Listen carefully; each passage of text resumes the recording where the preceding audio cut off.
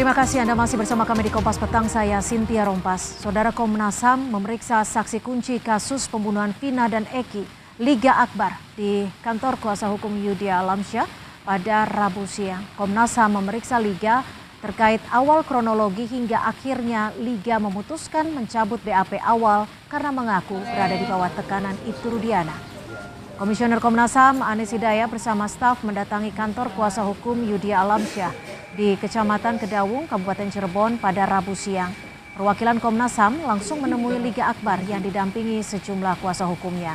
Pemeriksaan terhadap Liga dilakukan secara tertutup.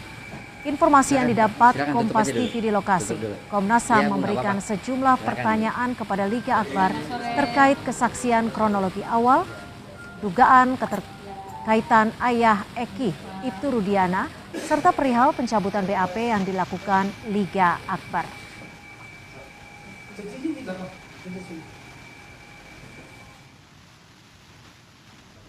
Jurnalis Kompas TV Muhammad Syahri Romdon mendapat salinan berita acara pemeriksaan ayah Eki, Ibtu Rudiana, dari kuasa hukum Saka Tatal.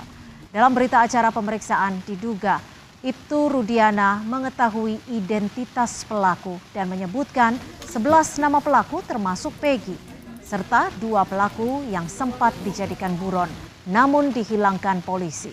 Ibtu Rudiana juga diduga mengetahui cara pelaku membunuh anaknya. Padahal dalam berita acara pemeriksaan lain, Rudiana diduga tidak berada di lokasi tempat Eki dan Vina dibunuh.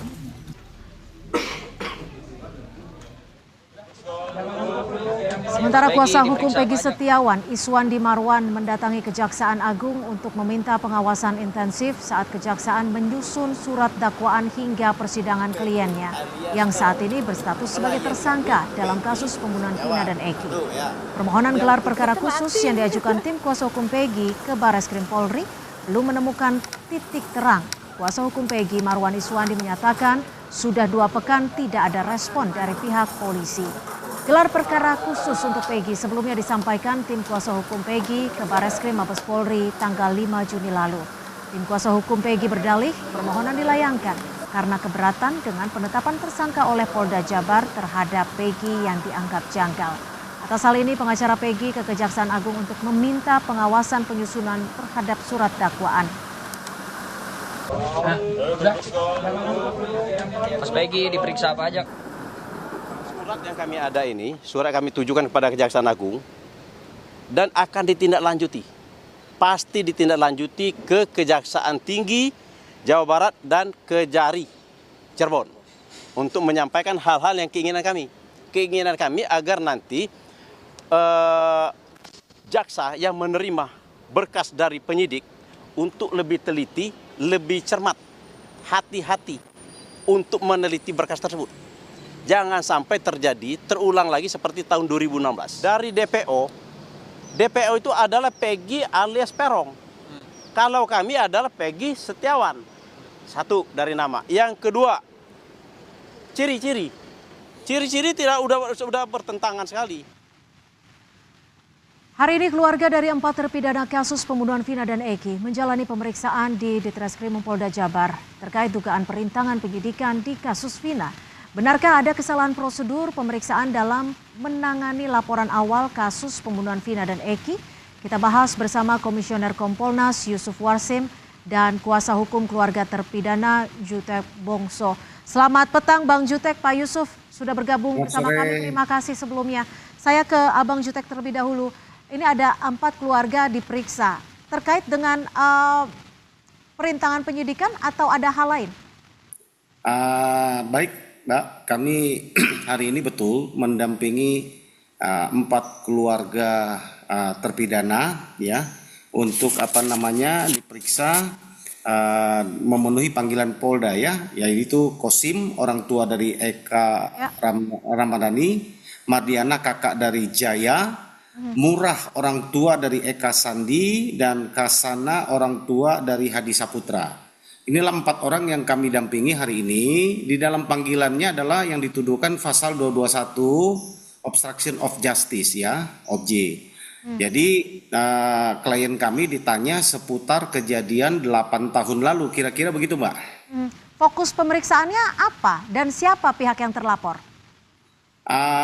Ini masih dalam penyelidikan Polda di dalam undangan yang kami terima, dan klien kami diperiksa juga dalam rangka masih lidik ya, masih dalam penyelidikan. Tentu kalau dalam penyelidikan kan di dalam hukum acara pidana belum ada tersangkanya ya, masih dicari apakah ada pidana atau tidak. Kemudian kalau sudah dapat dalam penyidikan ini mungkin baru akan dicari siapa tersangkanya. Begitu Mbak. Baik, saya ke Pak Yusuf. Pak Yusuf, dari Kompolnas sudah dapat laporan siapa pihak yang diduga melakukan perintangan penyidikan? Sehingga keluarga ini hari ini memenuhi panggilan sebagai saksi. Baik, jadi pada saat kami bertemu tim penyidik yang baru juga pada tanggal 28 Mei, memang kami mendapatkan satu paparan penjelasan yang itu kami analisis bisa dikategorikan ada dugaan obstruction of justice. Tapi siapa yang diduga tentu tidak bisa disebutkan, tapi dari paparan itu kami tentu kalau memang penyidik meyakini ini ada obstruction of justice, ya tentu harus diproses. Nah, pemrosesannya itu kan tentu bisa diawali oleh adanya laporan polisi. Laporan polisi itu kan ada dua model. Ada model A, itu model A biasanya dibuat oleh petugas polisi karena hak dan kewajibannya berdasarkan undang-undang, karena akan, sedang, dan atau telah terjadi peristiwa pidana yang itu harus ada syarat materialnya. Kalau syarat formilnya kan dalam bentuk laporan, syarat materialnya itu ya harus adanya bukti-bukti yang mendukung bahwa itu ada dugaan tindak pidana obstruction of justice. Nah, itu harus ada. Itu yang dalam pantauan kami pada saat 28 Mei. Hanya siapa tentu namanya laporan polisi itu kadang belum bisa disebutkan siapa. Tapi dari paparan itu bisa diduga ada. Tentu kalau memang penyidik yakin kami sarankan ya didalami dan dilakukan proses itu. Tapi kalau dari Kompolnas sendiri menduganya pihak terlapor terkait perintangan penyidikan ini dari internal penyidik kah, dari keluarga terpidana kah, atau dari pihak lain? Pada saat itu, saat kami klarifikasi tidak berasal dari unsur belum menunjukkan ada unsur penyidik di sana, karena peristiwanya sangat umum.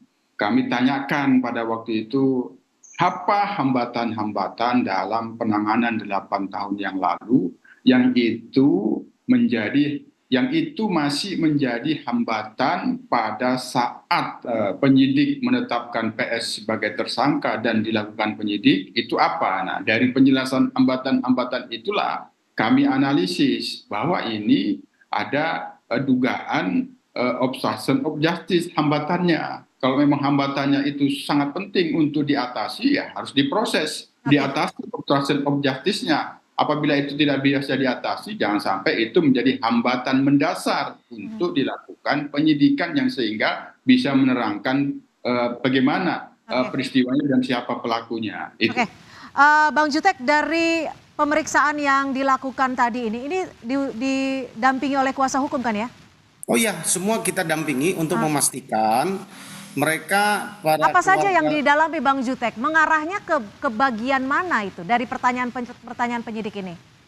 Ya, mendalaminya mereka itu penyidik itu lebih banyak mendalami peristiwa yang terjadi 8 tahun lalu. Apakah ada yang mengarahkan, apakah ada yang menghalangi, apakah ada yang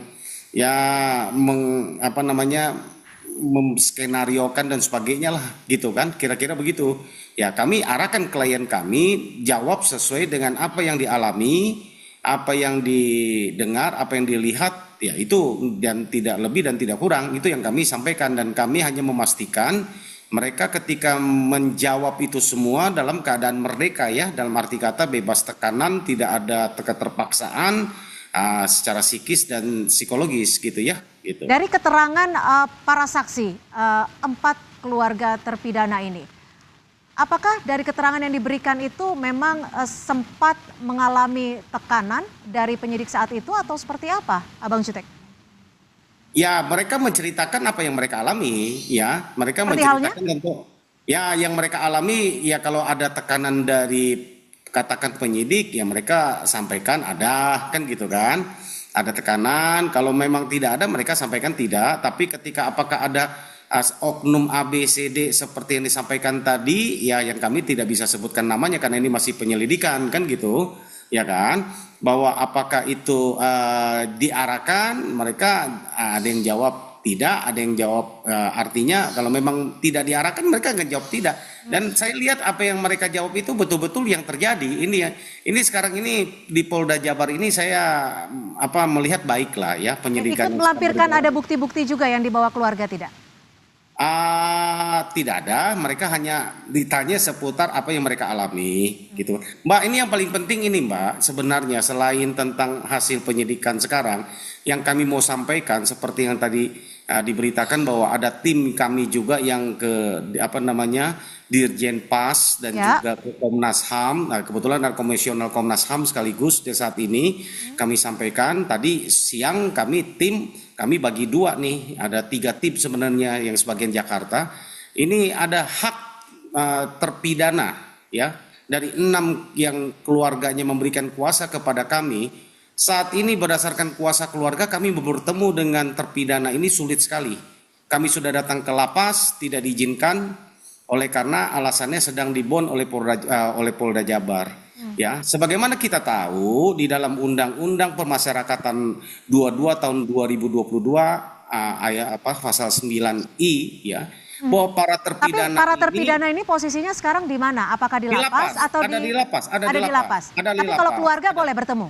Hanya kuasa Justru hukum? karena tidak boleh. Kalau kita membaca hak yang ada di Undang-Undang Lembaga Permasyarakatan pasal 9I, narapidana itu mempunyai hak loh untuk mendapatkan. Jadi saya konfirmasi kembali, yang tidak boleh bertemu itu kuasa hukum dari para terpidana atau termasuk keluarga pun tidak boleh bertemu para terpidana?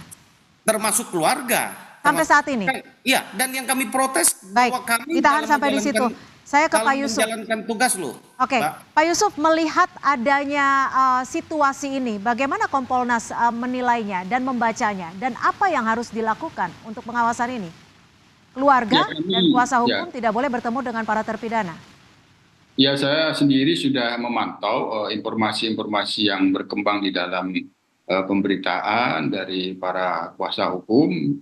Kami akan mendalami ini terkait dengan apa yang menjadi alasan kalau memang itu dari penyidik. Nah, sekali lagi kalau itu memang dari penyidik, kami akan mendalami apakah memang ada yang sangat krusial penyidik demi kepentingan penyidikan meminta penempatan para narapidana ini, para terpidana ini berbeda-beda, berpisah-pisah, atau ada hambatan-hambatan. Tapi maaf saya potong Pak Warsim, Pak Yusuf, kalau larangan bertemu dari kuasa hukum dan juga keluarga biasanya karena faktor apa sih?